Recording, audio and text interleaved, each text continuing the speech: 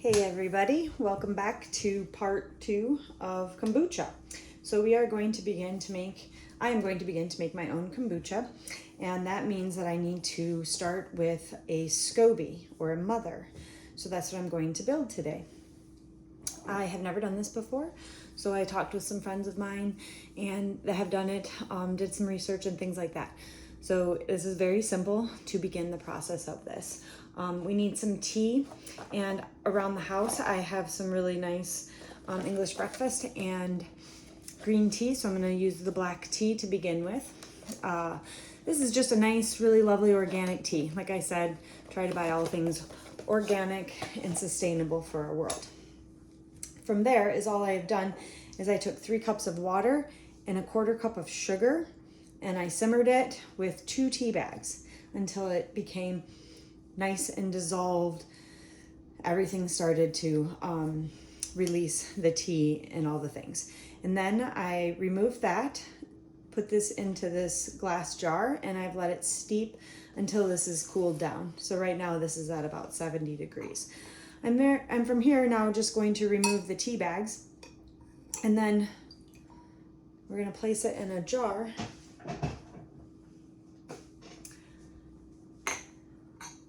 with some store-bought kombucha. So I just bought some G&T raw, unpasteurized, organic kombucha is what you want. If you look on the bottom here, it is lovely. You can see the mother in there.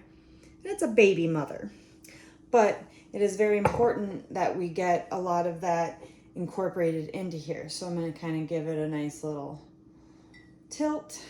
I want to be careful because it is carbonated, naturally carbonated.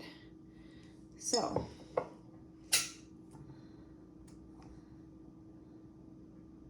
great. I just want 1 cup of this. I really want as much of that mother as I can get in there.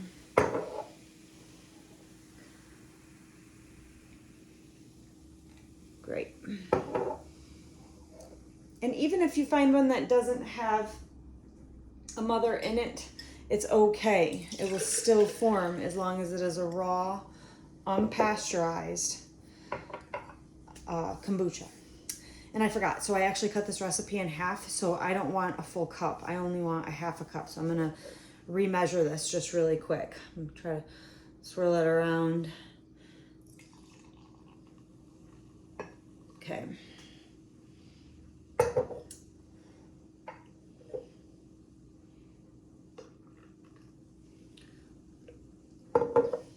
Great. Now we're just gonna add these 2 things together.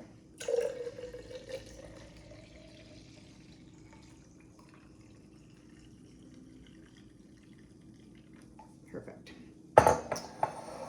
Okay, so from here it's going to take 2 weeks to form. We want to put a covering over this, preferably cheesecloth. I don't have any cheesecloth, and I didn't go out and buy any cheesecloth. I do have coffee filters, and those will work as well. So I just have little coffee filters because I will make myself pour-overs here at home. So I'm just going to take this little guy here. We're going to place it over the top. Okay, I'm going to wipe that down real quick. Everything very, very clean, okay? We want only good bacteria, so that goes with all fermentation things. I wash my hands. I'm going to use a different coffee filter just because I don't want that one to be wet.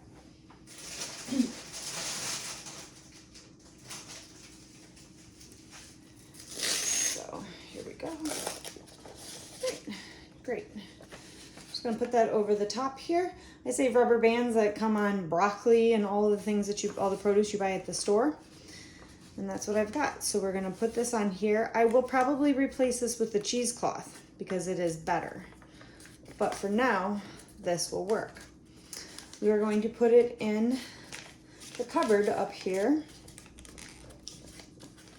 And it'll take about two weeks to form.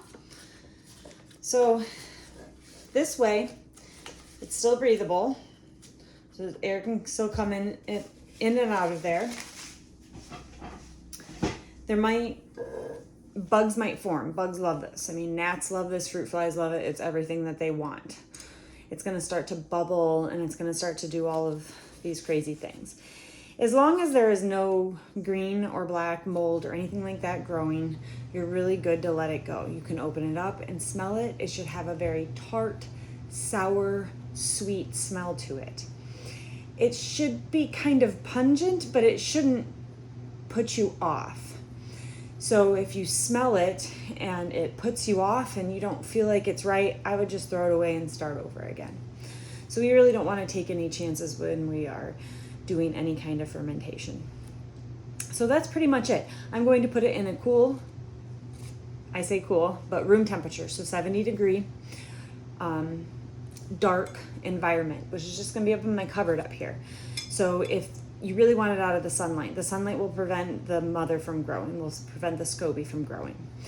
So if you can't keep it out of the sunlight, wrap a cloth around it, wrap a towel around it or something like that to prevent the sunlight from getting to it. So you can also use, dark containers and things like that, but I want to see the mother growing. So I wanted to use this to produce my mother, and once I have my mother produced and my SCOBY produced, I'm going to transfer it to my beautiful kombucha fermentation vessel that I have over there. So here we go. I'll see you guys back in 2 weeks with this. Cheers, you guys.